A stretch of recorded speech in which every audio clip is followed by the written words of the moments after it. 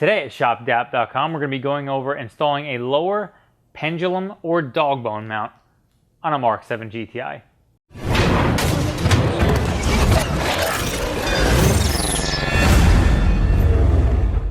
Okay, so Dogbone Pendulum mounts.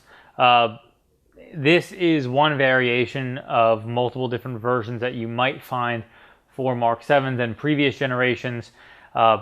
Installing something like this is a little bit different than what you would find on other versions. Some of them use an insert that actually slides in between, and others use a metal insert, and then there is this replacement one. This is probably going to be the best solution, but potentially a little bit more challenging to install. We're going to show you how to do that. Revo includes a installation tool with their Dogbone mount, which is a pretty nice setup to make this job as easy as possible, so you don't have to spend a lot of time beating with a hammer and trying to chop apart a factory mount. This replaces the lower portion. There is also the factory upper portion, which stays in the vehicle. All you're going to do is remove the lower portion, replace it with this upgraded one, and then you're on your merry way. Why would you want to install a Dogbone mount? So if you take a look, Revo actually did a video showing a comparison between the back and forth motion of a stock vehicle versus a one with their Pendulum mount installed in the vehicle. And as you can see, you'll see a difference in the two. The factory one will allow a much more back and forth play, and that mostly comes into play under either hard driving conditions, which could even potentially be like hard braking, especially if you're somebody who has a manual and you downshift. Engine braking will cause the engine to kind of shift back and forth as you're using the engine to brake the vehicle. Same thing goes for launching the car. When you launch the car, it's going to ram that torque mount hard, and a lot of times will result in wheel hop. That's a common problem that is solved by upgrading the Dogbone mount or Pendulum mount.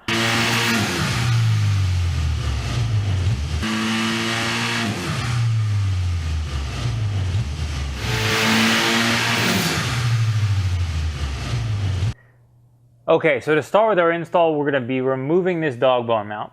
Now, this bolt is a 21 millimeter, and what we're going to use to remove that is going to be a breaker bar. Now, this is a short breaker bar, and most people are going to have either a ratchet or a breaker bar. This bolt is very, very high torque, so getting it out is often challenging. So what we're going to do in this situation is show you something that is a option, but don't try this at home, kids, kind of thing.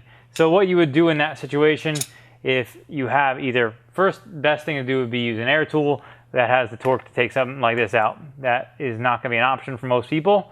So we're going to do this. And so what we have is a breaker bar, 21 millimeter, and then we have a extension, half inch extension, and then we have a socket on there that can go over the end of this. Now what that does is allows us to have an extension of our breaker bar, allowing you a lot more torque. Now keep in mind, this can slip off and this can be dangerous, and obviously you can hit yourself in the head with this or a friend. So something to just be aware of. This is an option for you if you're having a hard time getting this bolt out, and a lot of you might use something like a pipe on there. That's obviously a little bit safer if you can have something that will slide all the way down the end of your ratchet or breaker bar. That will prevent this from slipping off. So let's go ahead and crack this loose.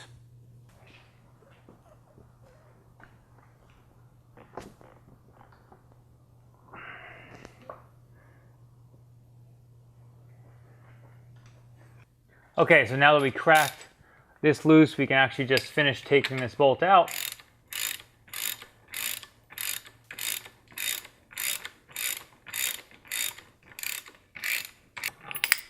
And then throw our bolt in our magnetic bolt tray. Now, we are going to take out our Swaybar bolts here, and we're not going to take them out all the way. This is just going to be something we got to loosen.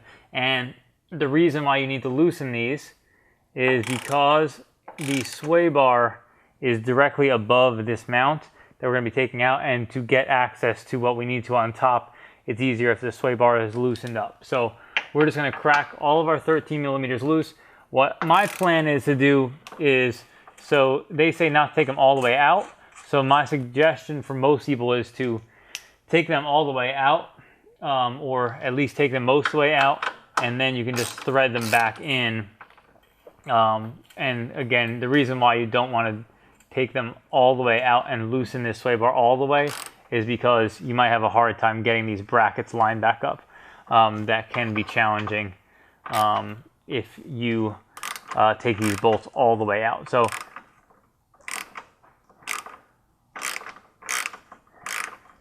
if you actually feel at the top here, you can reach your hands over top of the sway bar and touch the bracket, and you can feel the tip of the bolt as it's kind of coming out. So that will prevent you from taking it all the way out of the sway bar itself. So I'm going to snug that one back in just to make sure that we're in place there. And then we're going to do the same thing on the other side. Take our 213s. Now we're going to take our 16s out here.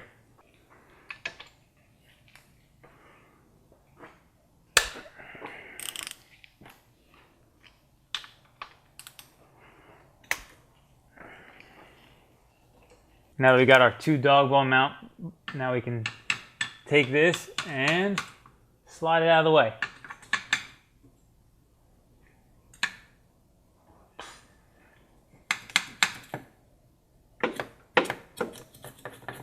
And we're just going to wiggle it to get it loose, and then take it and slide out of the way. Okay, so now we're ready to take our mount out with our included Revo tool. What that includes is this metal tube right here. It includes this long bolt, and then it includes this bar that you slide the bolt through, and then it includes 2 plates. One of them has 2 holes in it, one of them has 1 hole, and we're using the one with 2 holes, and then there's this bolt. Revo instructions shows this bolt being installed in this. This goes above the mount itself, and I am not 100% clear as to why they have that in there. I believe it's actually because it prevents the upper part from spinning while you're actually pulling it down with this. So let's go ahead and install this, and we can show you how we're going to remove the lower section of our Dogbone mount. Okay, so here we go. We're going to install our upper section here. Now what you can do is actually look straight up through this hole to make sure that you see the aligned threads that we need to screw our long bolt into. So then we're going to take this, and it's going to go on this collar directly on the subframe, and then we slide this long bolt straight up through.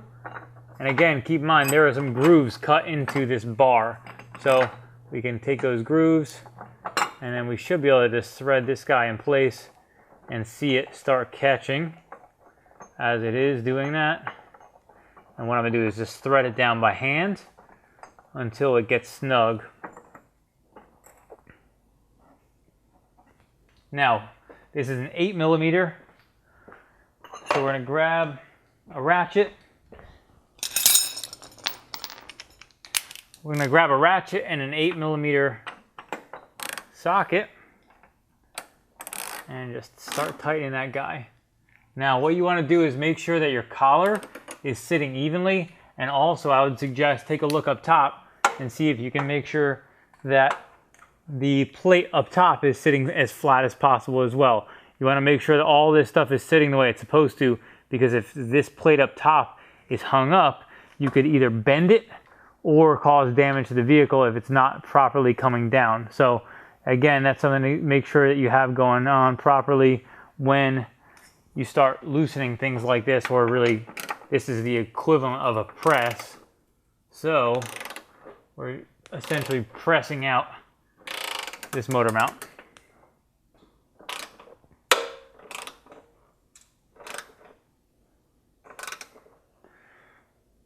And if you take a look right in this window here, you should see things start to slide down through that window.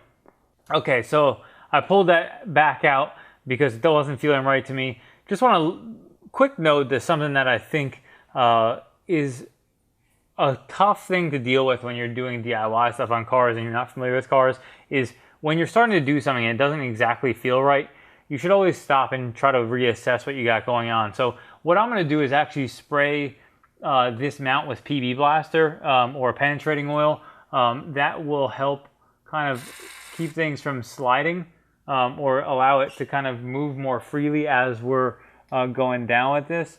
And again, any technician's always going to kind of have that same rule of thumb is when in doubt, take it out and kind of reassess what you got going on. This will help ensure that you don't cause any damage along the way.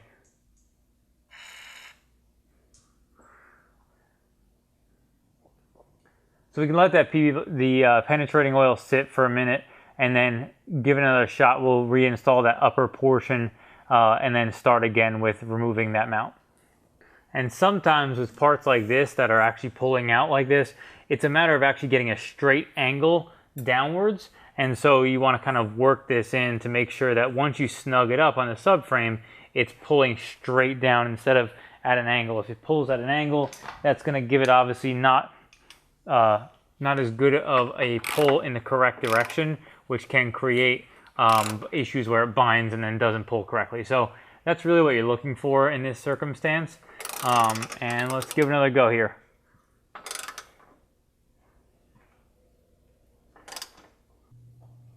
Okay, so we had a small change of plans because our puller tool was not seen to be working properly.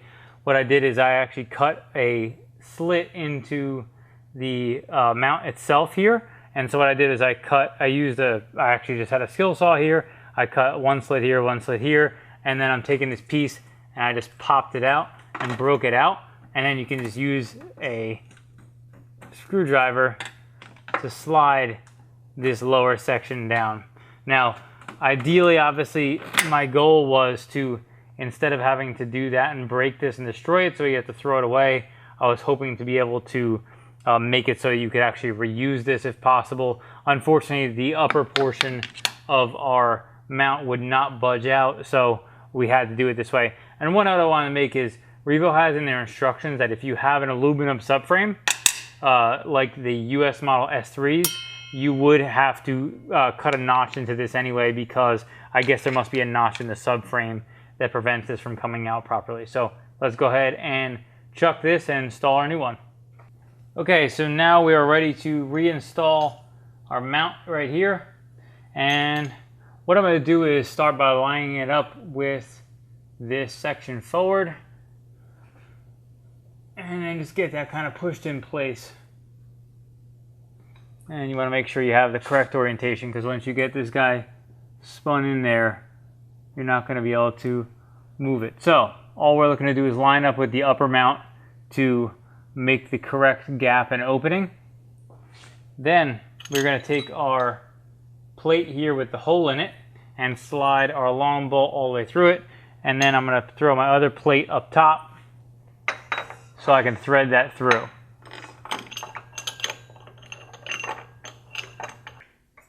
Now we got that snugged up, we can just go ahead and run this up.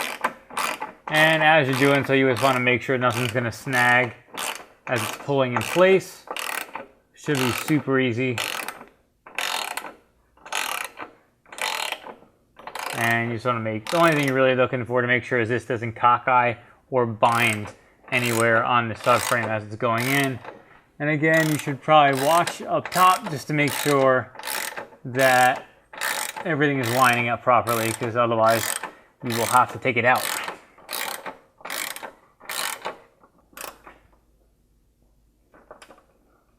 And you can feel it kind of hit the bottom there, and as you look up here, you can see that everything is where it's supposed to be. And if you take a look in here, this is seated up against here, showing you that our mount is fully seated in place. Now that we have our engine mount in place, we can install our Dogbone, and all we're going to do is slide it into the front. And really what you need to do is kind of line it up with the grooves and then kind of wiggle it in place. And you'll kind of feel it pop. All right, now that we got that mount slid in place, we're going to start by tightening down our dog mount bolts on the front hand side here. And we're going to get them thread it in.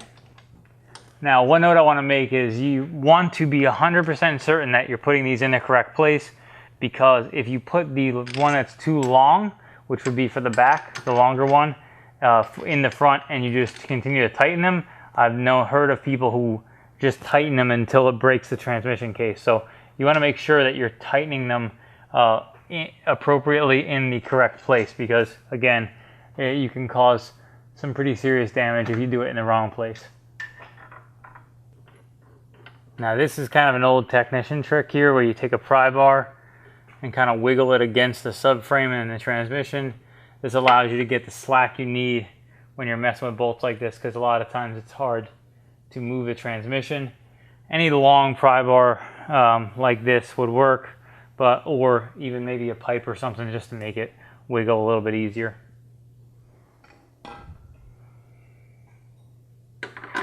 Now we'll thread this guy in place.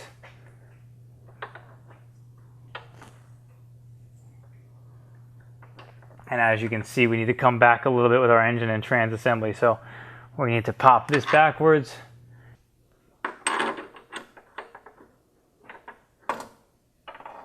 Again, this isn't super easy to do either, but because I have a pry bar, I can kind of just pop it underneath the transmission here and kind of apply a little bit of pressure and kind of wiggle.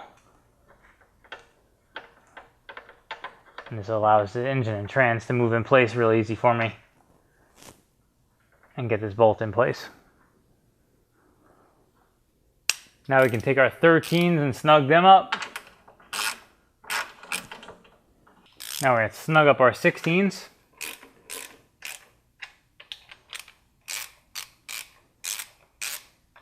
And then we're going to torque our 18 millimeter in place, and they have a torque spec of 75 foot-pounds or 100 Newton meters. And we're going to snug that up right now.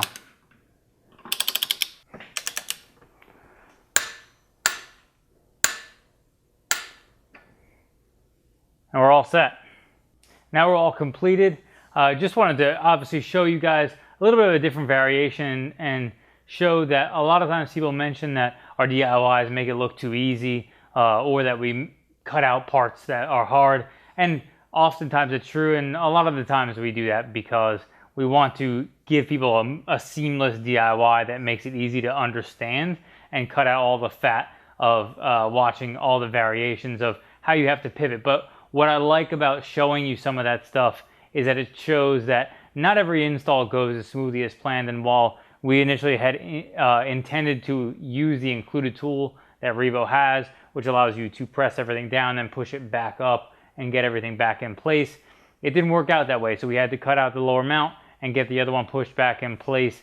And while this isn't a difficult install, obviously it requires you to think on your feet and make different decisions and go a different way with your install. Thank you so much for watching. If you like this video, be sure to give it a thumbs up and subscribe for more like it.